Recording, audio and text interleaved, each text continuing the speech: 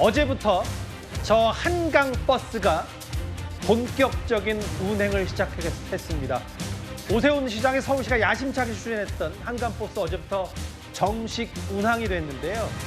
운항 첫날 탑승객은 4,000명이 넘었습니다. 현장 화면 저희가 준비했습니다. 울적하면 한 번씩 볼 수 있을 것 같아요. 속이 확 트일 것 같아요. 비용 좀 저렴하고 외국 사람 나서 이 배 타면서 서울 쪽 구경할 수 있고 야경 좀 매력적인 있는 것 같았어요.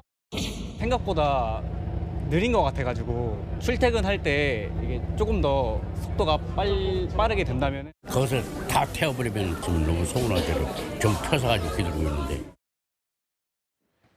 이제 어제 오늘 이제 본격적인 운항을 시작한 한강버스인데요. 여러 얘기들이 많았죠, 구장구장님. 네. 서울시는 이게 애초에 유람선과 같은 관광 목적이 아니라 엄연히 출퇴근 목적이라고 했는데 마곡, 망원, 여의도, 압구정, 옥수, 뚝섬, 잠실까지 이렇게 쭉 가는데 일단 종점까지 한 2시간 걸리니까 이게 출퇴근용이 되냐 아니냐 말들은 많은 것 같아요. 네. 시간만 놓고 보면 출퇴근하기에는 조금 시간이 많이 걸린다 이렇게 볼 수 있을 것 같습니다. 예. 하지만 이 자동차로 출퇴근하는 분들의 경우에는 이 올림픽대로가 막혔을 경우에는 이 마곡에서 잠실까지 1시간 이상 걸리는 게 일반적이기 때문에 예. 이 한강버스라는 지금까지는 시민들이 이용할 수 없었던 이 대체 교통수단이 하나 더 생겼다. 예. 그러니까 시민들의 선택의 폭이 넓어졌다. 이런 측면에서는 좀 긍정적인 것 같습니다. 어허. 그리고 이제 어제부터 운항을 시작을 했습니다만 예. 이제 첫 배가 한강버스가 11시에 지금 출발을 하고 있기 때문에 예. 11시라면 일반 직장인들의 출근 시간 이후 아닙니까? 그렇죠. 이제 그러다 보니까 어떻게 저 11시에 출발하는 배가 이 출퇴근용이냐 이제 이런 비판을 받고 있는데요. 예. 앞으로 추석 연휴가 지난 이후부터는 오전 7시부터 이제 첫 배가 운행이 된다고 하니까요. 이 정착되는 과정에 지금까지는 지하철 또는 자동차를 이용해서 출퇴근을 했다라면 예. 앞으로는 이 한강을 운행하는 이 배를 통해서도 이 잠실로 출퇴근이 가능하다.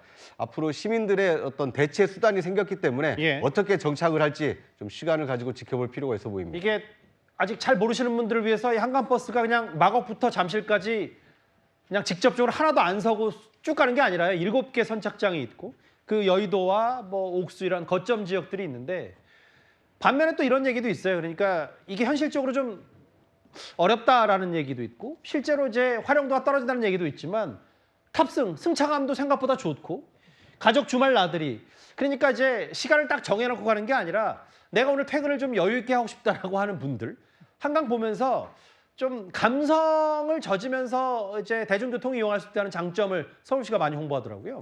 그렇습니다.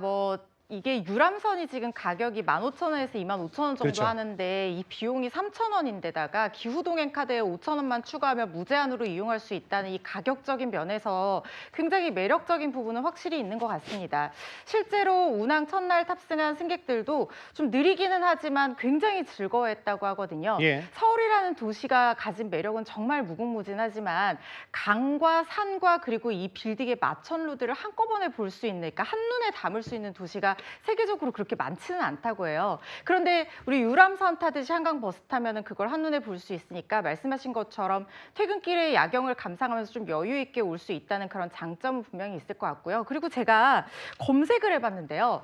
이 마곡에서 망원이 가는 구간 시간을 한번 보니까 지하철은 30분인데 배로 가면 26분이라고 예. 나오더라고요. 물론 지하철이 다른 곳으로의 접근성은 더 좋습니다. 왜냐하면 선착장에서 또 이동하는 시간도 있을 수 있으니까요. 예. 그렇지만 어떤 사람들은 선착장 근처에 볼 일이 있거나 직장이 있는 사람들도 있을 수 있잖아요.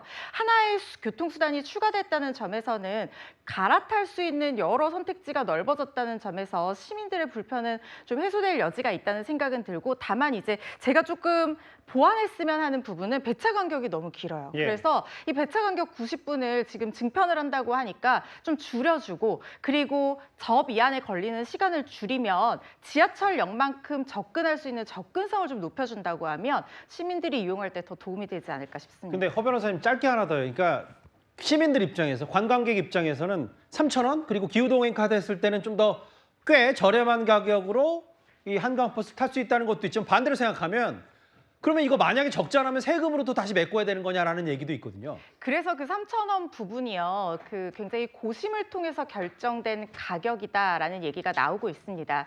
사실 지금 지하철이 1,650원 하는데 예. 지하철보다 더 비싼 가격을 너무 비싸게 하게 된다고 하면 이용률이 떨어지고 그렇죠. 너무 적게 하게 된다고 하면 말씀하신 것처럼 적자가 나면 세금으로 메우게 됩니다. 예. 그래서 3,000원을 선택을 했다고 하는데 일단 이용률이 좋으니까 이게 적자로 이어질지는 좀 지켜봐야 될 것 같거든요. 예.